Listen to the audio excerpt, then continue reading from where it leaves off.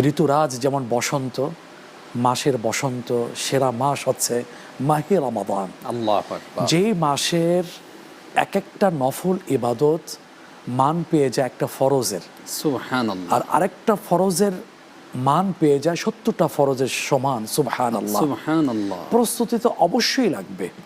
হ্যাঁ, প্রস্তুতি নানাজন নানা আঙ্গিকে নিয়ে থাকেন। জি। যেমন আমাদের সম্মানিত ব্যবসায়ী মহল যারা আছেন, ব্যবসায়ী ভাই বোনেরা যারা আছেন, তারা প্রস্তুতি নিয়ে থাকেন। জি। কেউ কেউ বলেও থাকেন ওয়াইফকে, শোনো আমি কিন্তু তোমাদেরকে ঈদের আগে কোনো সময় দিতে পারবো না। কোথায় তার তারাবি, কোথায় কোরআন নাজিলের মাস, কোরআনের সাথে সম্পর্ক, কোথায় তার নেকি অর্জনের ক্ষেত্রে পাগল পারা অবস্থা, সেটা পরিলক্ষিত হয় না। এটা কি প্রশংসনীয়? এটা কি গ্রহণীয়? নিশ্চয়ই না।